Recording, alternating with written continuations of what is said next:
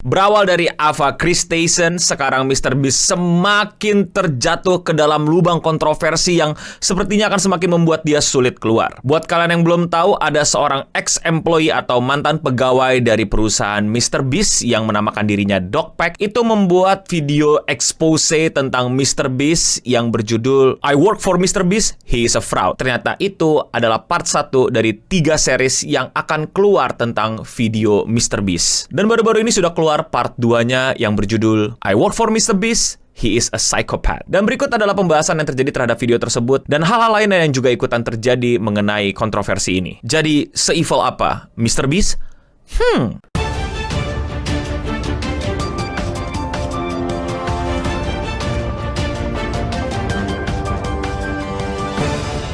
Illegal lottery, fake giveaway, gagal giveaway, pemalsuan tanda tangan, dan lain-lain itu udah dibahas di video Dogpack yang pertama. Gue juga udah ngebahas beberapa poin. Kalau kalian belum nonton, silahkan tonton di sini dulu. Seperti biasa, gue pasti ngebahasnya telat karena gue belum punya kemampuan untuk bikin video secepat itu ketika ada informasi baru tentang MrBeast. Jadi kalau nanti ada yang mungkin udah ke-update tapi ternyata gue masih ngomongin hal yang itu di video ini, ya karena ada proses rekam dan editing, mohon maaf dan please koreksi gue di kolom komentar di bawah. Sebelum kesana kita akan ngebahas dulu tentang Dogpack yang ternyata baru-baru ini sebenarnya udah agak lama sih, yaitu mendapatkan surat cease and desist, yaitu kayak kalau gue nggak salah tangkep somasi, ya nggak sih, kayak peringatan gitu yang legal gitu, yang kayak dari pengacara gitu bilang nih peringatan buat lu nih. Tapi bisa jadi gue keliru dan karena gue juga bukan anak hukum, jadi buat teman-teman yang kuliah atau mahasiswa atau emang udah kerja jadi orang yang ngerti hukum dan lawyer dan advokat dan lain-lain, please bantu gue koreksi di bawah kira-kira definisi yang tepat untuk cease and desist itu sebagai surat itu sebagai hal yang terjadi sama si Dogpack sekarang itu apa sih? Coba bantu gue di kolom komentar di bawah. Yang pasti intinya yang dilakukan sama Dogpack ini sudah tercium lah sama company-nya MrBeast. Nah ini agak kurang gimana ya? Agak kurang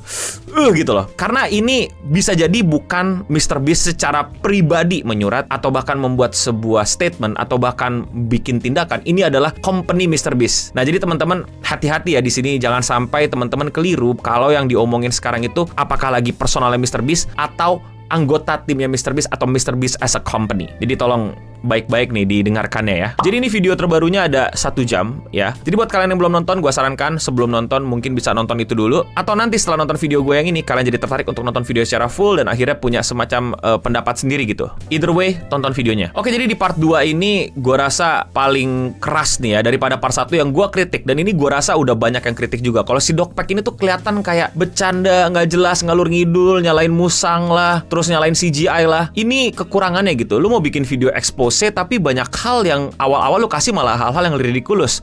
Padahal banyak banget hal-hal penting di belakangnya yang menurut gue itu sangat-sangat bisa di point out di awal, kayak illegal lottery, fake giveaway, dan lain-lain. Tapi sepertinya dia belajar dari video sebelumnya dan akhirnya dia masuk ke video yang kedua ini cukup liar dan bahkan jatuhnya lebih parah. Maksudnya bukan pembuatan ya, tapi lebih ke kecurigaan atau poin-poin yang disampaikan atau allegedly poin yang dia ungkapkan. Dan karena di sini dia nggak sendirian, tapi dia juga sama mantan pegawai MrBeast yang lainnya yang kita sebut dengan namanya Jack Whittle. Nah, Jack Whittle ini ternyata adalah salah satu pegawai MrBeast, mantan pegawai MrBeast. Dia bekerja sebagai writer dan dia pertama kali muncul di video MrBeast yang videonya mobil ketiban sama meteor lah, terus abis itu dibeliin mobil baru. Nah, di video ini sebenarnya ada hal yang cukup penting gitu. Terlihat bahwa ini pertama kalinya MrBeast melakukan stage content atau konten yang fake, sebagaimana klaim terhadap konten-konten dia yang real itu udah semakin dipertanyakan, yang dimana juga udah berusaha didibang di part satunya si Dogpack. Tapi di sini semacam kayak ada saksi dan orang yang menyaksikannya secara langsung gitu, bahkan kolaboratornya gitu, bahwa dia melakukan hal itu fake gitu, nggak tiba-tiba gitu, bahkan udah dikabarin gitu, kayak gue bakalan curi mobil lu pura-pura kaget, lu telepon mak lu dulu, ntar mak lu juga pura-pura kaget ya. And oh, she should have got the Oscar. Oh my God, on the fly, she goes, what? I'm on vacation. Nah ini baru video nih, ada semacam saksi dan bukti gitu, jadi lebih enak, lebih kental gitu dilihatnya. Nah di sini kurang lebih kayak si Jack Whittle ini tuh nggak suka sama cara MrBeast kerja, yang dimana dia akan nge-reward orang yang setuju mulu jadi yes man-nya dia, dan orang yang suka mengkritik dia atau mengkoreksi dia itu bakal sedikit di apa ya? Gue nggak mau bilang sedikit, tapi kayak ya disinisit lah gitu. Yang dimana akhirnya terjadilah orang keluar masuk dan resign termasuk dia sendiri. Nah di sinilah yang paling sadisnya, yaitu Jack Whittle akhirnya diundang lagi untuk ke MrBeast untuk syuting video yang akhirnya dia menjadi kontestannya gitu, yang bisa dapat duit banyak gitu, yaitu video di solitary room dan perharinya dapat $10.000 tentunya, bukan $10.000. Nah, video ini kalau kalian cari di YouTube gak bakal ketemu. Kenapa? Karena ternyata ini adalah tes video atau video yang mungkin tadinya di syuting tapi kurang memuaskan hasilnya sehingga di-scrap idenya. Masih belum jelas. Tapi ada buktinya si Jack Whittle ini kalau dia beneran syuting itu di ruangan yang sama, bahkan di video yang sekarang versi terbarunya gitu. Maksudnya adalah video yang sekarang lu lihat nih pesertanya bukan si Jack Whittle, orang lain nih, dan temanya sama. Di solitary room per hari dapat $10.000. Right there. Woo! Oh my God. Nah, di sini banyak banget hal-hal yang sangat tidak manusiawi, bahkan banyak konten kreator menyebutnya sebagai bahkan MrBeast itu melanggar perjanjian internasional gitu. Ini mesti dicek sama United Nation nih, yaitu tentang bagaimana challenge-nya sangat tidak manusiawi. Pada saat tidur tuh mereka tuh nggak dimatiin lampunya, terus mereka jadi lupa gitu, lost sense of time. Ini udah siang, udah malam, udah berapa hari gue di sini dan lain-lain, karena semuanya terlihat sama. Yang dimana menurut banyak orang dan menurut dia sendiri si saksi si Jack Whittle itu melanggar perjanjian dunia. Bahkan teroris aja nggak boleh digituin. He goes, "What? That's a war crime. We're not allowed to do that to terrorists." Oh ya, dia juga bilang kalau secara visual tuh roomnya kayak bagus, kayak lengkap, kayak proper buat tinggal dan lain-lain, tapi nyatanya tidak. Memang secara visual terlihat rapi, bersih, dan bahkan sampai ada ice cream mesin dan lain-lain. Tapi pertama, yaitu toiletnya itu bau banget. Jadi itu toiletnya kan dibikin di situ tapi kayak kurang proper atau gimana, sehingga tuh bau septic tanknya tuh kecium gitu. Jadi bayangin lu di solitary room dan bau. Ya kita nggak bisa ngerasain baunya karena kita cuma bisa ngeliat visualnya kan. Tapi kata dia di situ bau sekali. Jadi dia nggak tinggal dengan nyaman. Dan berikutnya adalah katanya catnya masih baru, jadi masih bau cat. Jadi itu kombinasi yang menurut gua aja mungkin 10 menit di situ bakal muntah gitu. Bau cat baru dan bau septic tank yang bocor atau gimana lah. Gua ngebayangin aja udah males. Nah, dari kemarin kan orang jadi nanya-nanya tuh, ini jadi beneran gak sih MrBeast ini nge-fake gak sih atau gimana gitu kan. Nah, ini kebetulan sama si Jack Whittle nih ternyata real gitu. Dia sampai benar-benar kehilangan sense of time, dia benar-benar dikurung di situ tanpa koneksi ke dunia luar. Suatu hari dia berhasil ketiduran tapi malah dibangunin sama MrBeast. Kenapa dibangunin? Karena ya kamera on gitu kan, nggak entertaining gitu kalau lu cuman tiduran sih challenge. Nah, di situ dia cerita kayak bahkan MrBeast tuh kayak nyuruh pegawainya untuk bangunin dia gitu kan, kayak lah, waduh, dia aja baru berhasil tidur nih dari kemarin, susah tidur gitu. Terus disuruh challenge benerin Rubik, tapi katanya, wah sorry bang, gue disleksia nih, gue nggak bisa kalau benerin Rubik, susah banget buat gue. Terus akhirnya lanjut ke challenge berikutnya, suruh lari di treadmill gitu. Jadi bayangin orang belum tidur bener, orang dalam keadaan ruangan yang bau cat dan bau septic tank demi $10.000 per hari, disuruh lari pakai treadmill, dan ya intinya dia nggak kuat lah sama challenge tersebut dan dia menyerah. Dan pada saat menyerah, datanglah MrBeast sama orang-orang yang keluarganya atau mungkin pacarnya Jack Whittle gitu, gue lupa. Terus kayak MrBeast bilang, lu bisa nggak bilang ke kamera gitu untuk makasih ya uangnya MrBeast, gue jadi bisa bayar student loan gue gitu. Nah, inilah klip yang cukup terkenal dan rame di sosial media sampai dia tuh ngeceritainnya dengan nangis-nangis si Jack Whittle. Banyak banget kisah Jack Whittle ini yang menurut gue potong cepet dan gue simpelin. Seperti yang gue udah sarankan, tonton sendiri video part 2-nya Dokpek, dan si Jack Whittle sendiri upload video yang versi dia sendiri, yang dia ngomong sendiri ke kamera tentang ini semua. Kalian juga bisa tonton sendiri dulu yang ini. Tapi kira-kira itulah pengalaman dari si Jack Whittle, yang bagaimana menurut dia itu benar-benar hal yang kurang manusiawi gitu. In a way kita bisa kritik bahwa ya lu tahu resikonya kan, lu kayak lu melakukan ini emang untuk challenge ini gitu, jadi lu harus siap sama resikonya gitu. In a way gue setuju, tapi setelah melihat fakta lapangannya, gue rasa banyak hal yang perlu dikoreksi sih, banyak hal yang perlu dipertanyakan sih. Apakah sewajar ini boleh gitu, challenge sewajar ini dilakukan gitu, walaupun sama-sama konsen gitu. Nah, di sini perdebatannya yang gue rasa perlu kita nyalakan di kolom komentar di bawah gitu. Wajar nggak sih untuk mendapatkan treatment seperti itu, terus dapat hadiah seperti itu dan sama-sama konsen gitu? Apakah itu fair? Nah, sebelum kita berlanjut di sekitaran topik Dokpek part 2 ini, itu ada dua hal lagi yang perlu dikasih tahu gitu. Yang pertama adalah tentang